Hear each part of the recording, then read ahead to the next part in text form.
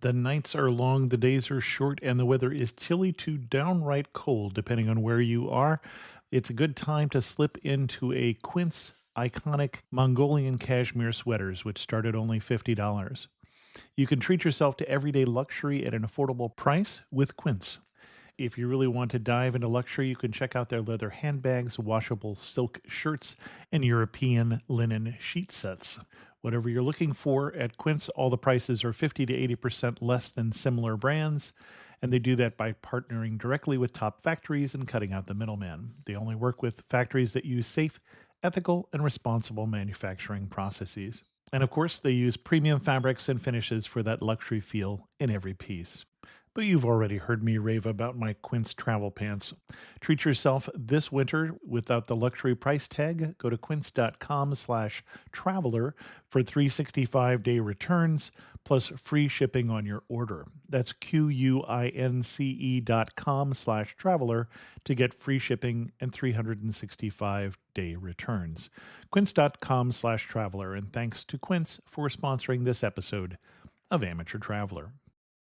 When you need mealtime inspiration, it's worth shopping Kroger for thousands of appetizing ingredients that inspire countless mouth-watering meals. And no matter what tasty choice you make, you'll enjoy our everyday low prices. Plus, extra ways to save, like digital coupons worth over $600 each week and up to $1 off per gallon at the pump with points. So you can get big flavors and big savings.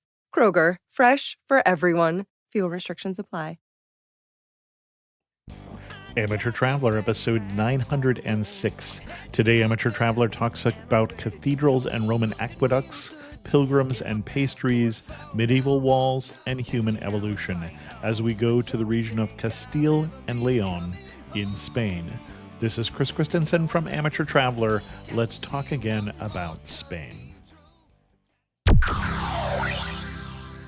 I'd like to welcome to the show Ethan Witthun from Wisconsin, who has come to talk to us about the region of Castilla and León in Spain. Ethan, welcome to the show. Thank you. Thank you for having me. Castilla and León is a great place to go to in Spain to really experience Spain like a local. There really aren't that many foreign tourists in a lot of the cities. Some of them do have more foreign tourists, such as Segovia, which I know has been talked about on this as well. But it's really just an awesome place to go to live life and to travel around like a local and experience what the locals do. Because I know in a lot of Spanish cities like Madrid and Barcelona, you can fall into a lot of tourist traps of different restaurants that may not have authentic food, but you really don't find that in these cities. So I think that's just the best way to get a true Spanish experience. Excellent. And I think that was the answer to the question that I normally ask first, which is why we should go to Castilla and León. What is your connection to the region? I am a student at the University of Wisconsin, Stevens Point, and I was lucky enough to be able to spend a semester in Valladolid, which is the capital of Castilla and León, and actually was the capital of Spain for 5 years. Before that, officially it was the capital of Spain from 1601 to 1606. Before that, during the reign of King Philip II, it was the unofficial capital because it held the court, but for 5 years it was officially the capital of Spain itself. I did not realize that. Okay. Excellent. And the other connection that we have is that Ethan is a student at my mother's alma mater. I found that interesting to hear as well. What kind of itinerary are you going to recommend for us? So I'm going to recommend we're going to stay in Valladolid because it is a little bit bigger of a city and it's centrally located. And some of these cities that we're going to take day trips to don't have quite enough to fill through dinner in Spain, which is at about 10:30 at night. So it's a good home base to come back to. Okay. Really, these days can go in any order, but I am going to have one of the days in Valladolid be on a Sunday because a lot of things are closed and I have a good itinerary for a Sunday in Valladolid that gives a more relaxed day and gets you into what life as a local would be like in the city. Okay. Where do we start? I have us starting in Avila. I'm just going to say for Avila, the train is perfect for this. And the train is really good for most of these cities. I want to say Segovia is one of the only cities I have us going to that I wouldn't recommend taking the train just because the train station is further out of the city than the bus station. So Avila is where I have us going the first day. One big tip I have is before you get to the city, I would go online and purchase an Avila card, which lets you get into Okay. most of the big tourist attractions in the city for one price of 15 euros individually or 29 for a family pass. It lets you get into 14 different sites, which would each individually cost around 3 to 5 euros. So, as long as you're planning on going to 3 or 4 or 5 of them, I would say it's definitely a good investment to purchase. The first thing I have us doing is getting to Avila early and walking along the murallas, which are the walls, really old walls that are what make Avila famous. It's just Right. a really breathtaking feeling to be walking across those. And my recollection, and I've been to Avila and loved it, but it has one of, if not the most complete medieval walls in Spain. Yes, I know another city we're going to, León. It also has some old walls, medieval walls, but it's just a small Hmm. section that you can go see. And it's Right. nothing like Avila. And when you're coming in on the train, you can see out the windows the wall around the inner part of the city. It gets you excited coming in when you start seeing that. So, Yeah, obviously, many cities in Europe used to have these walls, but when they were no longer needed for defense, they tore them down and often put the ring road there. But fortunately for us, Avila did not. yeah, it is definitely lucky. It's a rare sight nowadays to see something like this. I liked getting to it early in the morning when the sun was still Hmm. rising, which does mean an earlier train. But the big thing I would say about the walls is just taking your time on them. And there's two sections and just making sure you get to both because this is one of the best parts about the city, I would say. There's a lot of other really cool aspects of the city, but walking along the walls and just people watching down below as well is a really great experience. I'm seeing that there is 2,500 meters worth of walls. And for those of you who think in English units, that's a mile and a half. So it's going to take you a little time to walk around the walls. Yeah. And another really cool thing about walking around the walls is they have audio guides. A lot of places in Spain I found do have audio guides for different things you're going on. And I Hmm. found that really interesting to hear the history. It's a good starting point too, because it gives you history on some of the other buildings as you walk around. It points you in the direction and tells you Got it. about some of these churches and other historic buildings. And is there only one entrance to the walls or are there several? There are, to my knowledge, two, one for each of the sections, because the cathedral breaks it apart on one end. So then there is one entrance.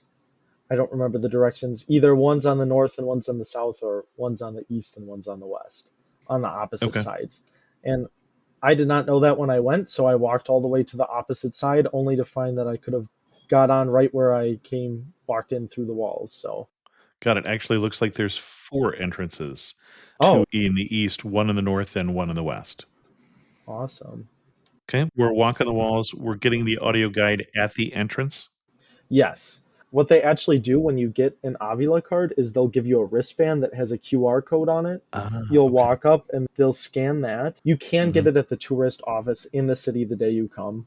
I found it Okay. was easier to buy it online, so I didn't have to worry about that once I got there, but it is Hmm. possible to do in each ways. So either way, you'll either have a QR code on your phone or on your wristband that they give you, and they'll scan that, and then they'll ask you if you want the audio guide, and it is in English and Spanish. I do not know about other languages, but it's available in both of those. Okay. And then you just had to remember to return it on your way down as well. Cool. Where to next? Or is there more you wanted to say about the walls? All I really have to say, my biggest advice for the walls is take your time and just, you can go up a lot of the, I don't know what the technical term is, but a lot of the towers of the wall. And I would Hmm. suggest just walking up each of those that you have the opportunity. The steps are steep, but the views are really worth it, I would think. I think the technical term is tower. So, Tower. Okay, perfect. yeah, and these are a UNESCO World Heritage Site too. That I think makes two that we're going to, or three that we're going to visit in this trip, from my Very knowledge. cool. So next, I'm going to have us visiting the Cathedral of Avila.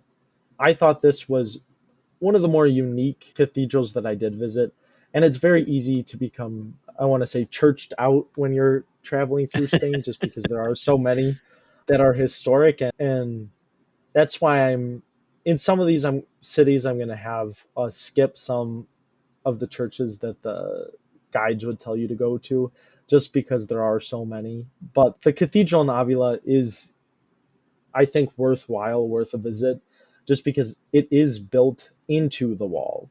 It is a part of the wall, and there's two distinct sections that use different type of stone, which is a very unique look. When you get towards the front, towards where the tabernacle is, you can see a red stone, which I haven't seen in any of their churches that I have visited. And this one also had a good audio guide. If you like history and you like learning about how the different buildings were, or how these sites were constructed, I think it's always worthwhile taking it and working your way around with that. Okay. And I'm seeing that this is one of the oldest two Gothic cathedrals in Spain. So it goes back Oh, to the 12th century, so the 1100s. yes. This cathedral, and I believe the cathedral in Burgos, is also very old. We'll get into that later, though. But what I like most about this is it is built into the wall, so the shape is very unique when you're Hmm. walking through. And there was a little side museum in it, which was actually just walking through the wall from the church. They do say, too, there is a secret passageway within the cathedral that you can try to find, but I did not find it, so I cannot be helped on that one. Okay. Next, I have us visiting the Basilica of San Vicente. This one was an interesting one to take pictures of, and I would recommend too. This is another thing, if they allow you to download an audio guide, try to do that before Okay. you enter the church, or you might run into instances where it did not fully download and you do not have reception. So this is true for multiple churches that I visited, just making sure that audio guide is downloaded if it is available to do that. Yeah, I don't know why they built churches in the 12 and 1100s without good Wi-Fi reception, but apparently they did. I know they should have been thinking ahead. But the Basilica of San Vicente is a very interesting church as well. I thought the shape was fairly unique. And one of the best things that I like seeing within the Basilica of San Vicente is the Shrine of San Vicente in Avila. It's just a very ordained, very detailed piece of art, really. It is, I believe, the tomb of San Vicente, which is the namesake of the church. And the whole front of the church is just very unique and has a lot of detail in the sculpture. This church was one where I might not enter if I didn't have the wristband, but Okay. even if you're not interested in the history and listening to all of the audio guide, I think that it is definitely worth taking a step inside, taking a picture or two before you move on to some of our next sites. But if you are running low on time, let's say for some reason you spend more time than you thought on the walls or in the cathedral, this is one that you can skip if you Okay. need to. Between the Basilica of San Vicente and the cathedral and the walls, I figured this would get us to about lunchtime. And granted, lunchtime in Spain is about usually 2 or 2:30, at least in this region. But I would suggest eating around 1:30, which is a little bit early, but it ensures you can get a good seat. One thing in Avila that is really famous is their meat. So their steak is very famous. So one restaurant that I really liked was called Restaurante Las Murallas. It's right by the walls, so that's why it's called in English Restaurant the Walls. The position is just very beautiful when you're looking up. And this is why I suggest getting there early, is because there is outdoor seating with views of the murallas. You can exit the walls right by the cathedral and the Basilica of San Vicente. And when you exit, this restaurant is almost immediately outside.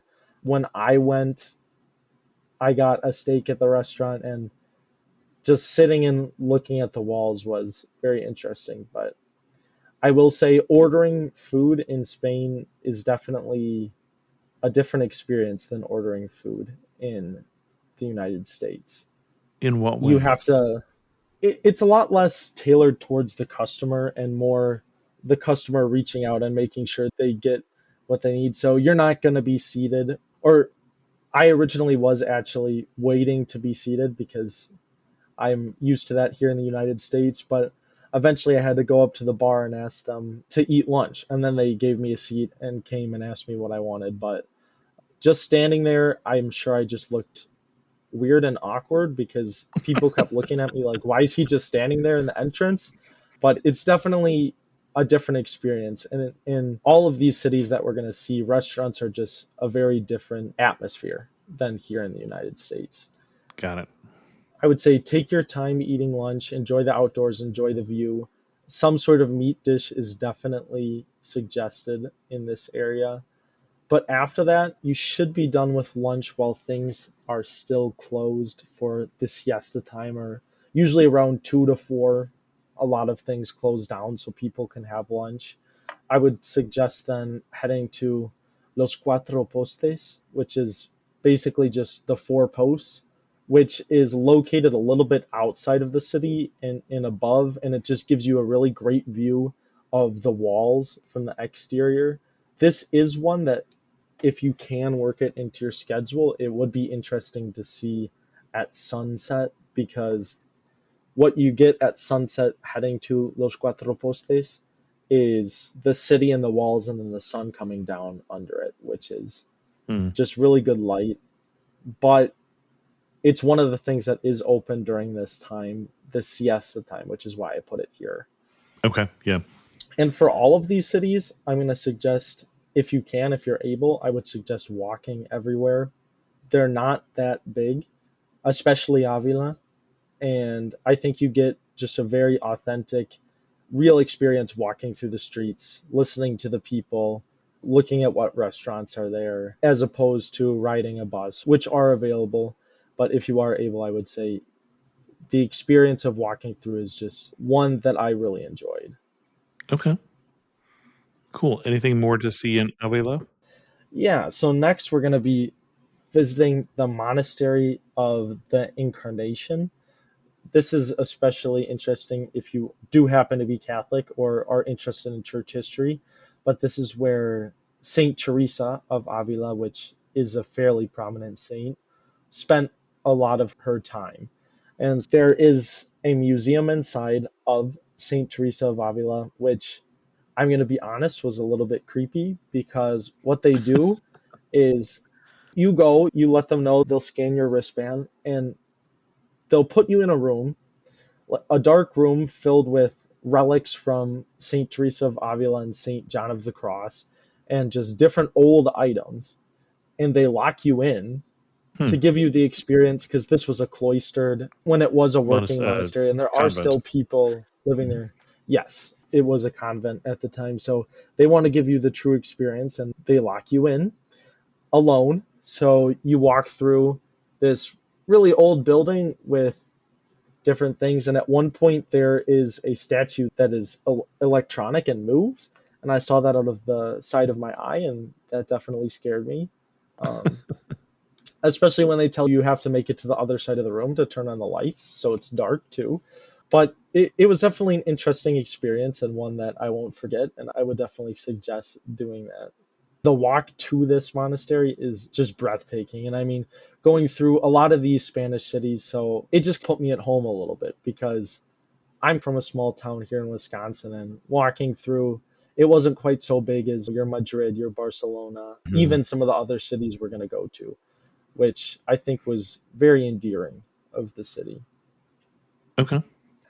I have two more things for us to do in Avila. This is definitely a busy day. When I visited Avila, I had 40,000 steps at the end of the day, so it's definitely a lot. But Okay. like I said, I like to walk everywhere in these cities, so that's part of it. You don't have to sign up for that torture if you don't want to. But the next thing I would have us do is try Yemas de Santa Teresa, which translates to yolks of Saint Teresa. They're a custardy dessert made of egg yolks, sugar, lemon juice, and other spices or seasonings to the taste. And they're served in a little white cup. The one thing I will say is you can't really buy these individually. You have to buy them in a pack of, I think it was about 20. So make sure you have people to share with, otherwise they definitely get overwhelming. Okay. The place I would recommend to try Yemas de Santa Teresa is actually called Yemas Santa Teresa.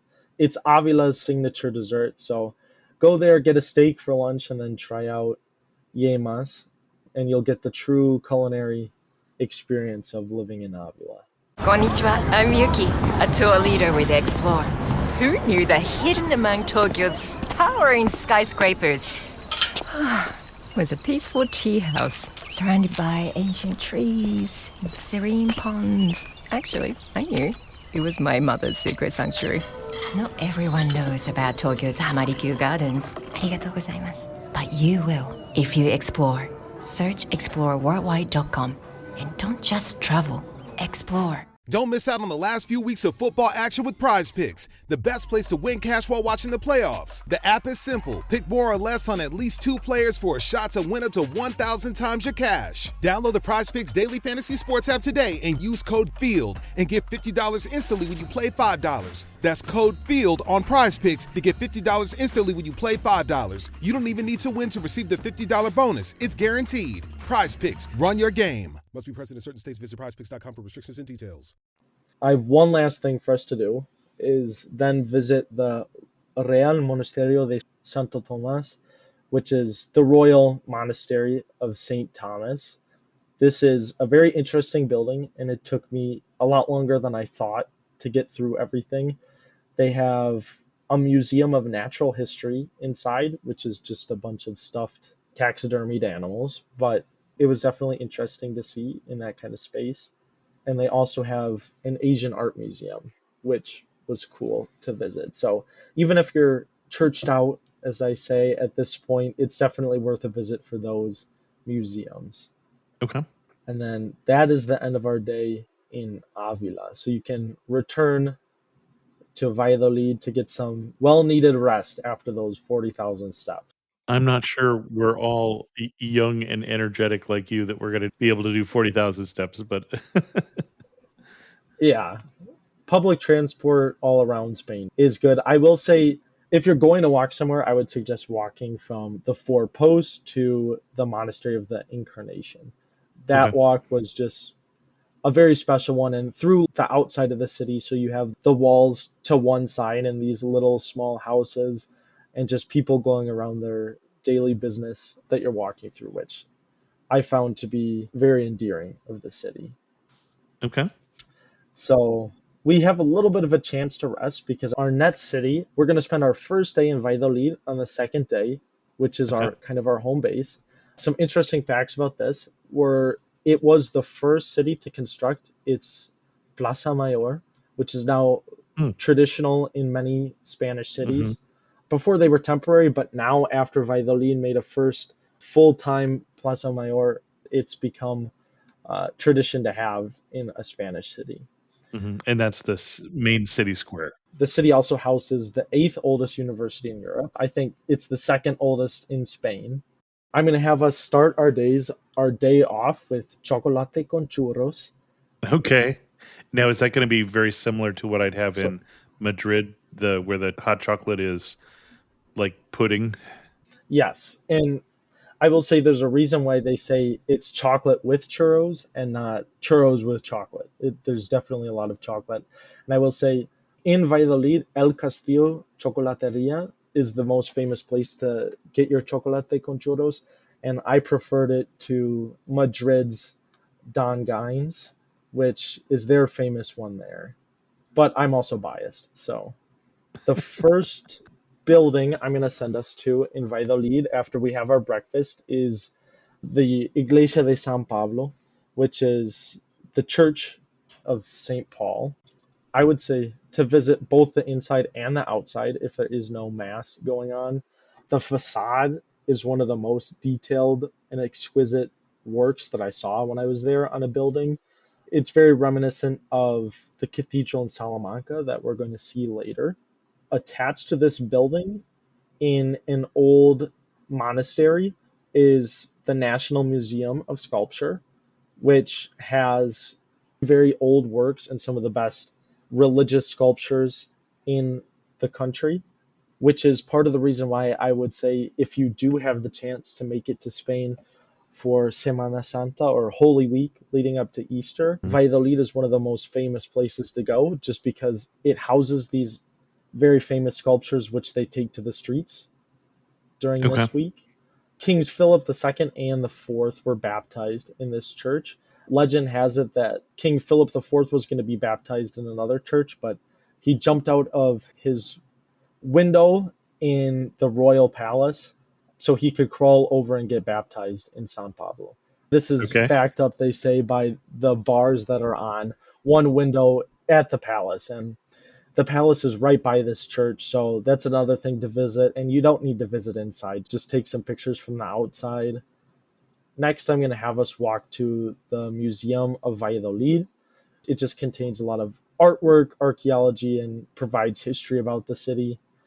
I will say this museum, I don't think had any English signs, so it would be good if you don't speak Spanish to have some sort of translator app or something handy.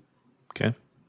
One of the pieces that I think is definitely interesting to look into at the Museum of Valladolid is they have a replica of what the city would have looked like in 1738.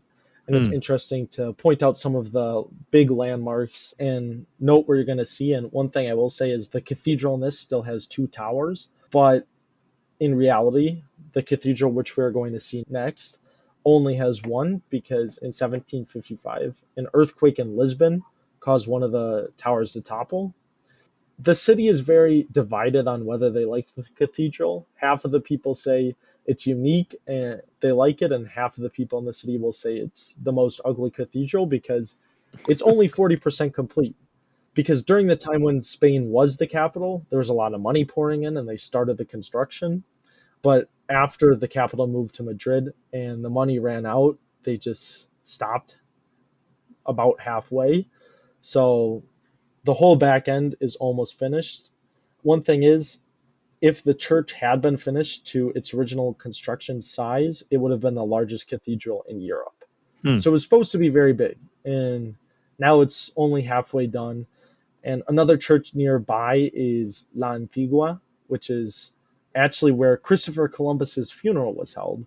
It was built in the 11th century, so it's very old. And this church, which stands nearby the cathedral, was actually supposed to be the end of the original construction site of the cathedral.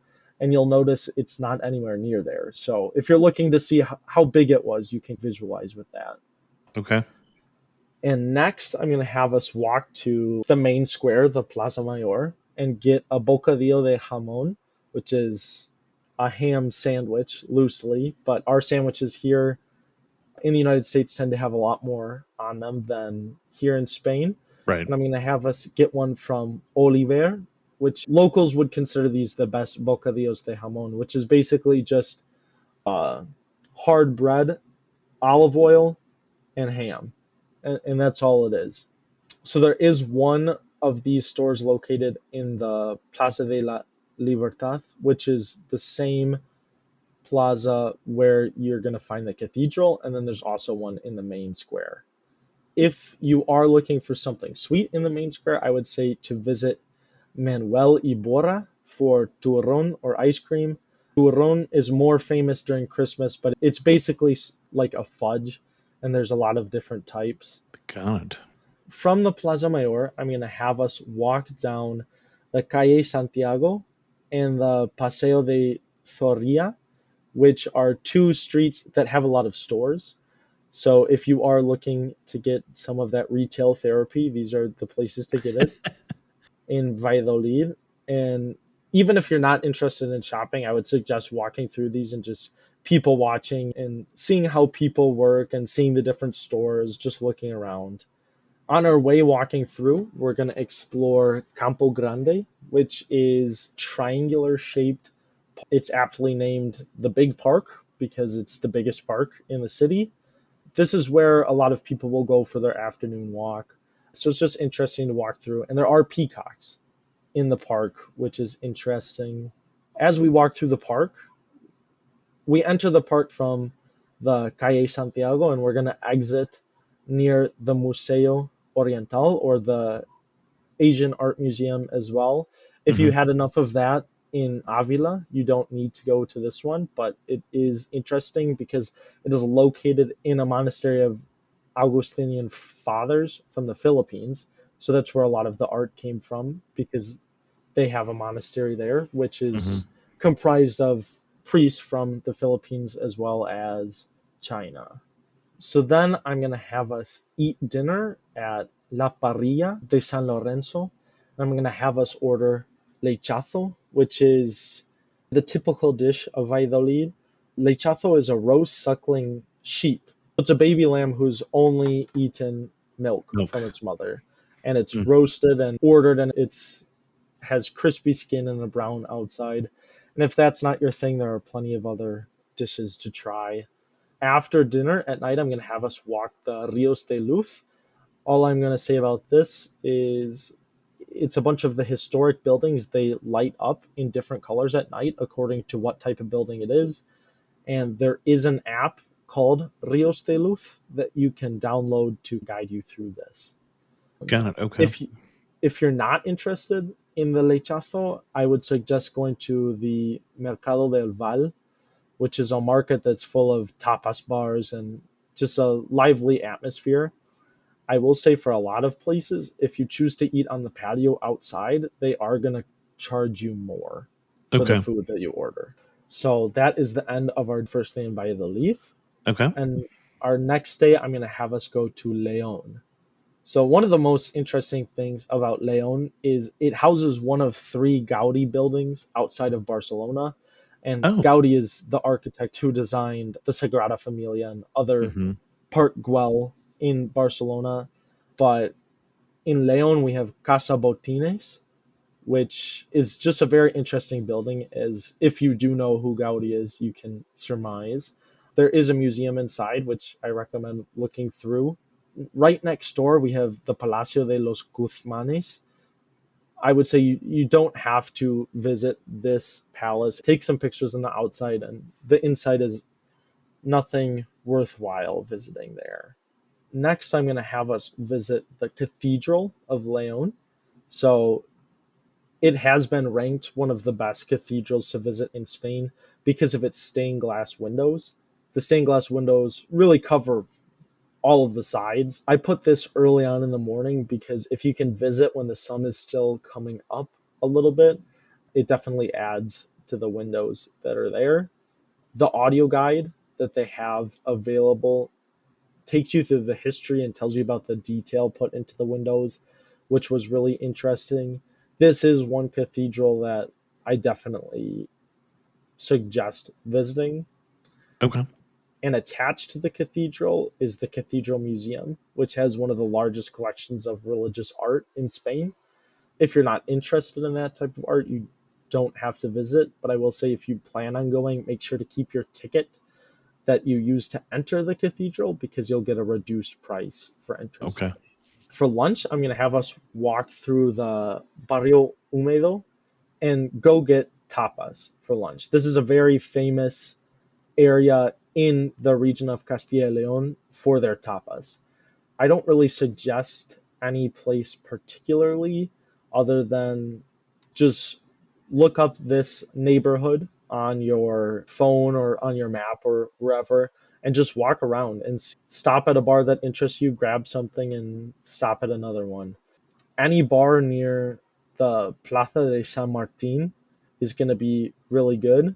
Two typical dishes are morcilla, which is blood sausage, and cocido, which is a real hearty stew of meats and beans. I will say if you do want cocido, I would suggest visiting Restaurante Castrillo. It is the only dish they serve there, so I Hmm. think they do it right. And that one is located on the main square, the Plaza Mayor.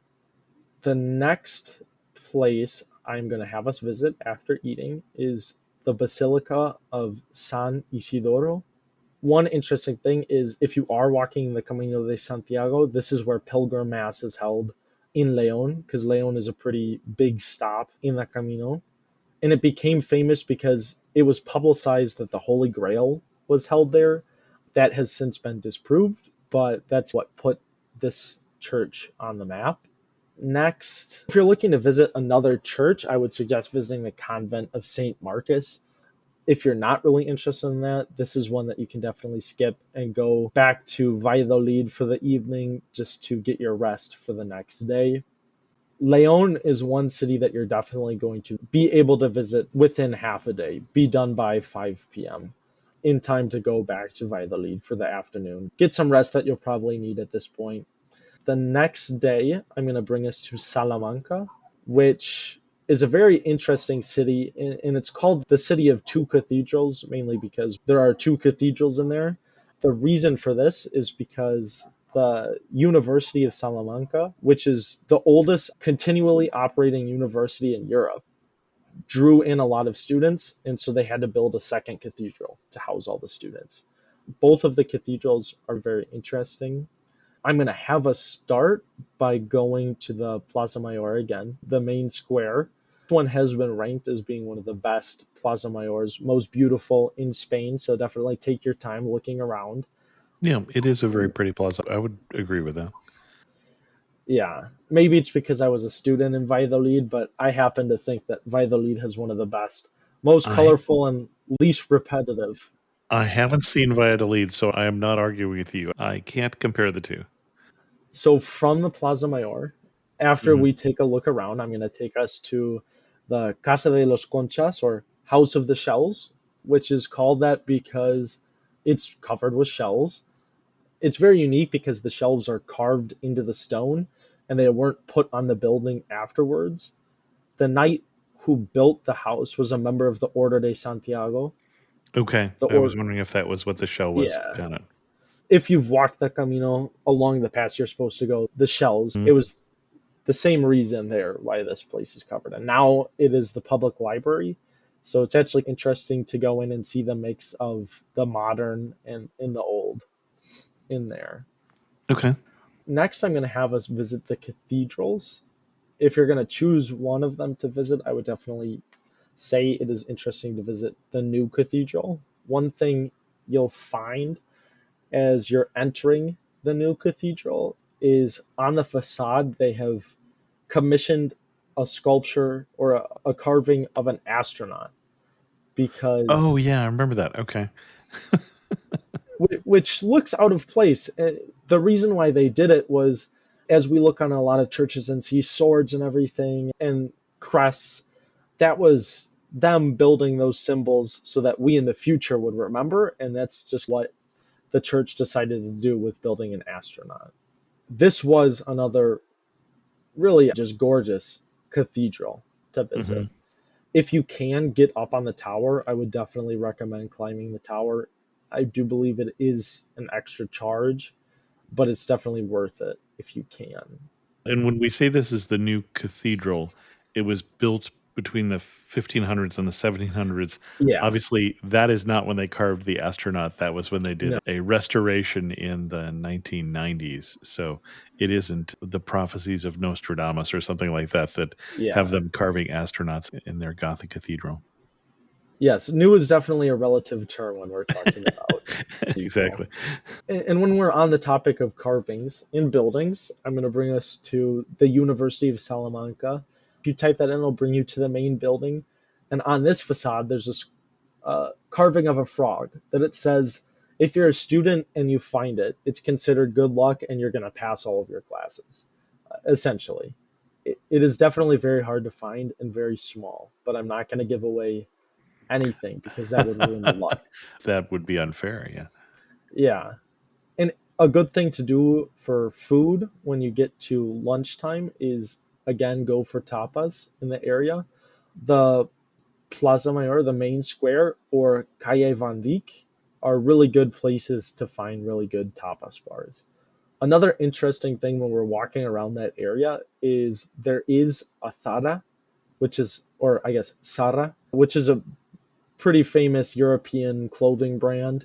It's on the Calle Toro, and it's built into an old convent. So you walk in and there's a bunch of like clothing and different floors, but it's within this old building, and it's just an interesting juxtaposition. Just the public library I had us go to before. If you have time after that and you want to visit an art museum, there is a very interesting and eclectic collection at the Museo Art Nouveau. I think it's a little bit French, so my pronunciation is not the best there, but it's also called Art Deco Casalis, which is pretty close to the cathedrals. It has collections of like porcelain dolls and figures. I know people who went and they said afterwards they had nightmares of it, so I take that into consideration. Okay, good to know. Good to know. And I would just say if you have more time, just walk through the old streets and let yourself get lost. Just see the sights and just see what you can find. But that's what I have for us in Salamanca. Okay. And that's day 5. And Hey, Atlanta, Apple is open for small business. That's right. We're here to make starting and running your business simpler. With privacy and security built in on all devices, it's easy for you to protect your customers' data. And if you need hardware or software support, you'll get advice from business experts at no cost whatsoever. So you can focus more on the soup du jour and less on, the other stuff. At Apple, we're open for your small business. Go to apple.com/small business or visit an Apple store to learn more. This episode is brought to you by Amazon. Sometimes the most painful part of getting sick is the getting better part. Waiting on hold for an appointment, sitting in crowded waiting rooms, standing in line at the pharmacy, that's painful. Amazon One Medical and Amazon Pharmacy remove those painful parts of getting better with things like 24/7 virtual visits and prescriptions delivered to your door. Thanks to Amazon Pharmacy and Amazon One Medical, healthcare just got less painful. we can save a little time here because I'm going to say we're going to Segovia, and I would say go ahead and listen to episode 337. It was a great episode about Segovia and Toledo that can give you a lot of information about what to do on this day. The only thing I would add is if you have the opportunity to arrange transportation, I would say visit La Granja, which is a palace in the style of Versailles in France. It's like a mini Versailles, which is very cool. Transportation can be a sticking point here, but if you are able to bring a cab out there, a taxi, that would be the easiest. Otherwise, there are day tours you can take from there if you would like to do that. But there is a lot to see in Segovia as well, which is in, again, episode 337. Yeah, just a couple things that I would highlight in Segovia. Beautiful city, I agree. The Roman aqueduct and then the Alcazar, which was built in a more of an Austrian style than a Spanish style, are the two sites that I would say are worth learning more about. And again, I would refer you to the episode that we're talking about here. And I will say of the Alcazar, the palace, it was the inspiration for Sleeping Beauty's castle. I think Cinderella's castle is what I'm reading. Okay. I knew it was either Cinderella or Sleeping Beauty, but one of the two famous Disney castles, but you don't really see it unless you go on the walk that they talk about in episode 337, because from what you can see within the city, it doesn't have the same look. So if you get the opportunity to take the walk, they were saying definitely do that. The one other thing, the food that's a must try, traditional dish in the city is called cochinillo, which is like the lamb we had before, but it's just a piglet that was Right. only fed milk and then it's roasted. They get so delicate that they can cut it with a plate. Hmm. The legend behind this is that the person who first came up with it ran out of knives at his dinner party. So, in order to save face, he used a plate to cut it, which is the legend of why they do that. Huh. That's funny. After Segovia, on the next day, I am taking us to Burgos. You can definitely start this day off a bit later if you're looking to catch up on sleep, but trying to get to Burgos by around 10 is a good idea. The main thing to see in Burgos is the cathedral. It was built between 1221 and 1795. They added on different sites, but it was declared a UNESCO World Heritage Site as well in 1984. And by my count, you had said 3, but we're already at 4 because Oh, Avila, Salamanca, Segovia, and now oh yeah, because Burgos are all UNESCO sites. yes, I guess that is good. Nothing wrong And with for extra. those of us who collect them, that makes this itinerary more attractive. Yes. I will say this is one of those buildings I was talking about. It's definitely important to download the audio guide outside of the building. Okay. You pay for a ticket in a different building and move over, and you'll have the access to download it. Outside, it will go very fast. Inside, it will take forever. Okay. If you're looking to save time and you're interested in the audio guide, I would definitely use that. The ceilings in this cathedral are one of the most attractive parts of it, in my opinion, as well as the bell mechanism. You are able to see the bell mechanism that they use to ring the bells, which is very interesting. Okay. Along with this, after you've seen the inside of the cathedral, I would have us climb up to, it's called Mirador del Castillo, which is up on a hill by an old castle. And it's just the best view of the city and the cathedral from up above. You can see the whole city from up there. And so I'm translating that as the viewpoint of the castle. Yep. Okay. So there is a castle up there? There is. I know right now it is closed off. Got it. I don't know if they are going to open it again. It used to be open for tours and visits, but right now you can just walk around the outside.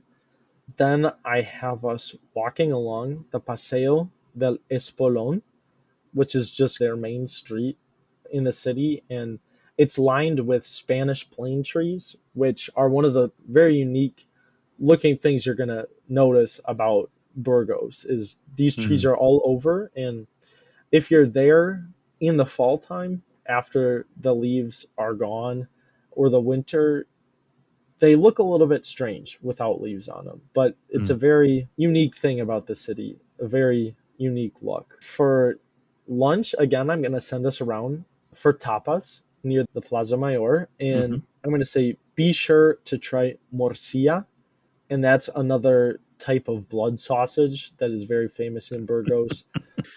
You're a little more adventurous than I am, sir. What happened for me to try a lot of these different dishes is my host mom gave them to me in my first week there, and I didn't feel comfortable enough to say no yet, so I just ended up trying them. They ended up being good. Liking them. Okay. Yes. Interesting. Another very interesting thing here is they have a human evolution museum in Burgos. It's the biggest human evolution museum in the world, and it's because it's located near Atapuerca, which is one of the most important archaeological sites in the world for studying the topic of evolution. Okay. So some other museums to visit if you are interested: the Cathedral Museum. There is a Cathedral Museum, an Altarpiece Museum, or the Burgos Museum. I would say look into these. None of these are essential, but if you are looking to spend more time in the city, these are all good options to add on. The last thing I have us do on the way back from Burgos is visit the Cartuja de Miraflores, which is a cloistered convent that King Juan II and Queen Isabel of Portugal are buried in. Oh. And their daughter, Queen Isabella, is the famous Queen Isabella of Isabella and Ferdinand, and she was the main financier of Christopher Columbus. So that's what put this on the map. So that is definitely worthwhile to visit that on the grounds around, walk around on our way back. For our last day, I'm going to have us spend another day in Valladolid. And this is going to be a more relaxed day. I have us starting off with taking a walk through Parque Ribera del Castilla, which is a park that runs along the river, which goes through the city, Rio Piscuera. It's just a relaxing walk to start the morning. And then I'm going to send us to Bar San Pablo to get a plato combinado, which is just a combined plate. These are very famous. I don't know about other places in Spain, but in Valladolid, they're a big thing to have for lunch. So it comes with a salad, French fries, a fried egg, and your choice of main dish. And the couple that owns this, they're very nice, and they're like you're talking to your grandparents, and it was definitely a very good experience. They love to hear about where you're from and talk to you about Spain and your experience there, which is just a really cool local experience. Okay. Before we get too far away from the museum that you were talking about, that is the Museum of Human Evolution, apparently we can also visit the archaeological dig at Atapuerca if you arrange it ahead of time. So if anybody was very interested by the museum, that might be something else that you might want to look into. And it is another UNESCO World Heritage Site if you're looking to rack them up on your trip here. Yes. Castile and León is definitely a very historic part of Spain. Right. Just because this was where, with Ferdinand and Isabella, when Castilla, the Kingdom of Castilla and the Kingdom of León combined, this is the heart of modern day Spain. Right. Historically. Exactly. As we're back in Valladolid, eating or having food, another alternative to the restaurant I mentioned, Bar San Pablo, is to get some Spanish cheese and meat, get a platter, and take a picnic on top of Cerro de los Contiendas, which is another park that I'm going to take us to that has just a really good view over the city. And I'm going to talk about that just a little bit later. Okay. So I am sending us to the Science Museum in Valladolid.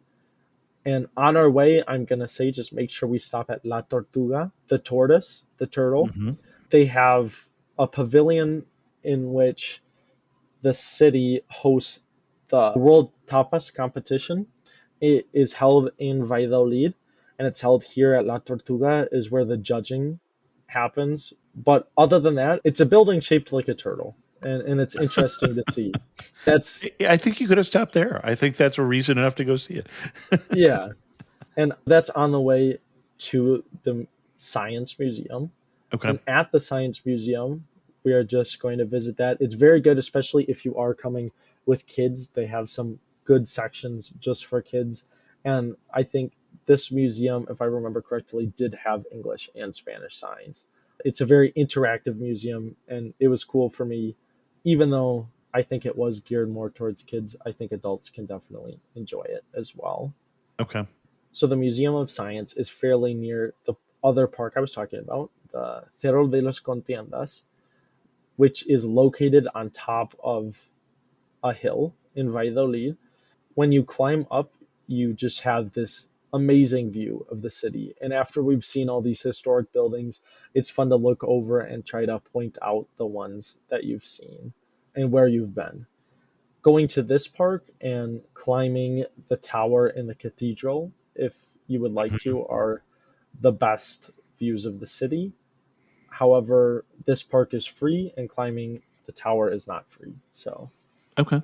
Then I'm just going to have us go back to the main square and try out a couple tapas locations. One is El Corcho, which is known for having the best croquetas in town. The croquetas de jamón are really good. And then the other one is Jero. They are pinchos there, which are more typical in the Basque Country in the north, which essentially is a little piece of bread and then many different types of things can go on top of it. But it's a very interesting thing. They have a lot of different options, and just to look at that and try one or two is very interesting. The last thing I'm going to have us do is walk through the city once more. What I said in Salamanca, let yourself get lost, see what you Mm-hmm. discover. The one thing, if you are someone who's interested in clubbing, it is very prominent in Valladolid, but the clubs don't really start getting popular. I was at a language exchange bar, which that's another interesting thing. If you do happen to be in Valladolid on a Monday night at 6 p.m., if you go to the Café Amable, they have a language exchange group where they'll talk Spanish for 45 minutes and then English for 45 minutes. Okay. And one of the people there gave me a list of different bars to go to, and I never went out and clubbed, but some of my friends did.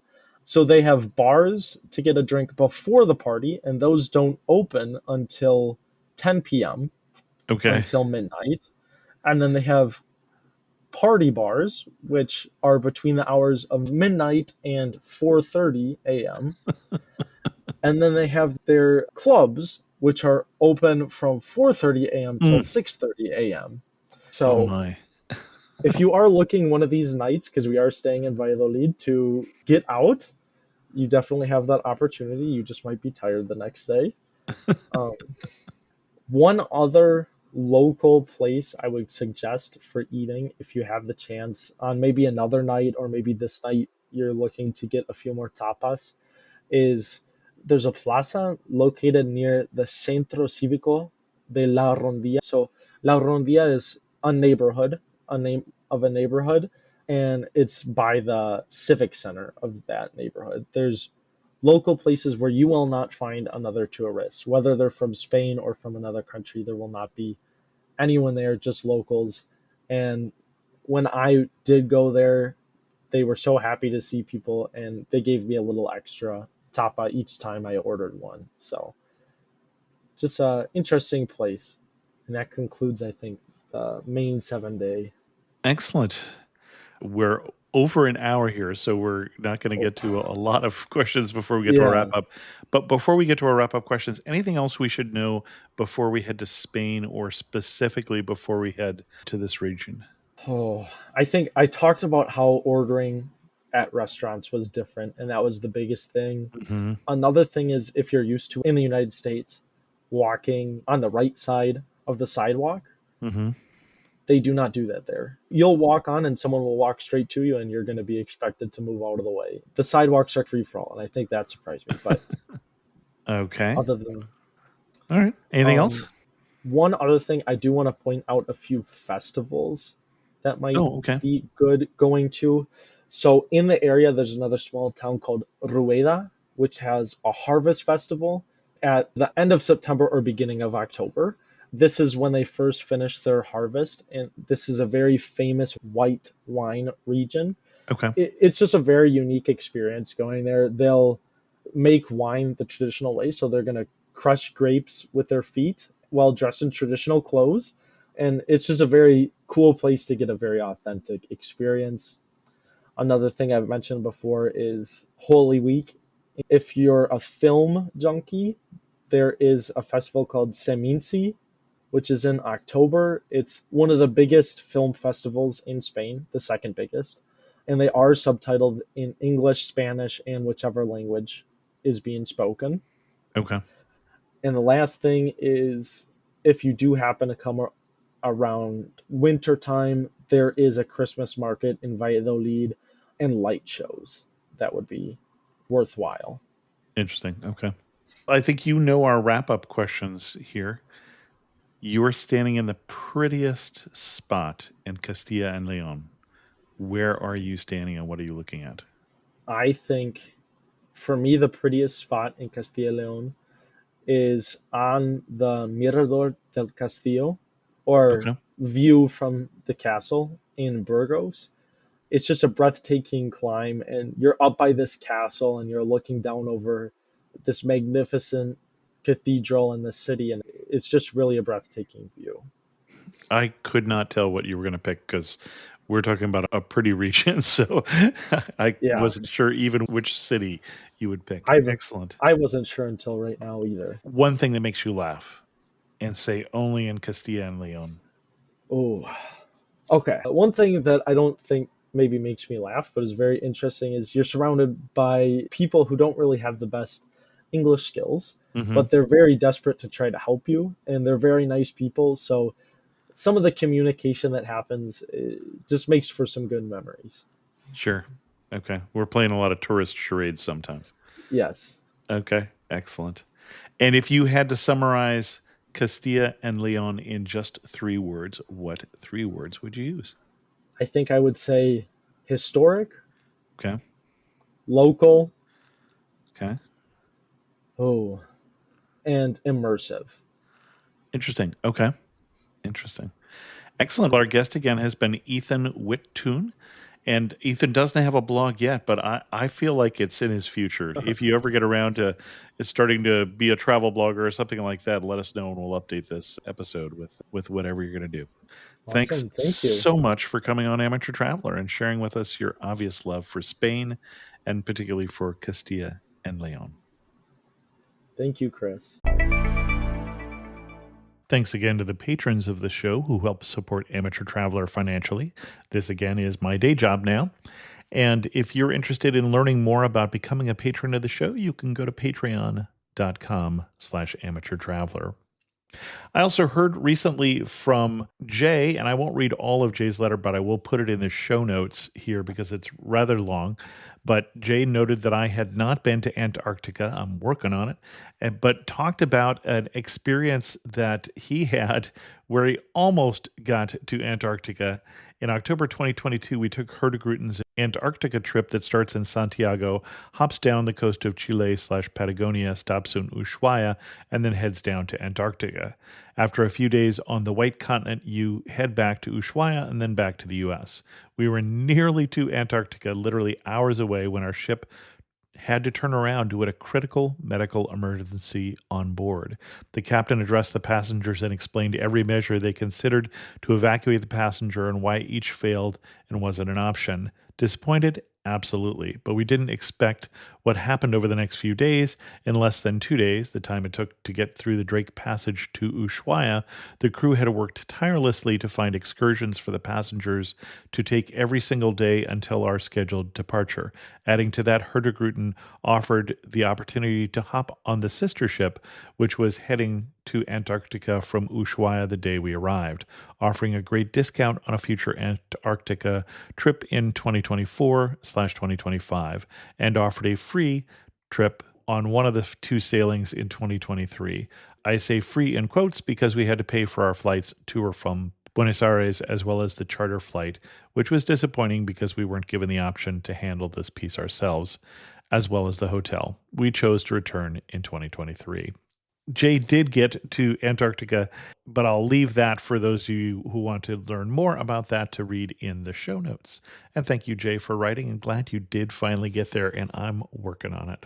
By the time this goes out, there should be a blog post on the website at amateurtraveler.com about my trip to St. Augustine, Florida, with more information coming in an upcoming podcast. And with that, we're going to end this episode of Amateur Traveler. If you have any questions, send an email to host@amateurtraveler.com, or better yet, leave a comment on this episode at amateurtraveler.com. And thanks so much for listening. Got to see one more cathedral. I got to sit in one more cafe. I know that I should be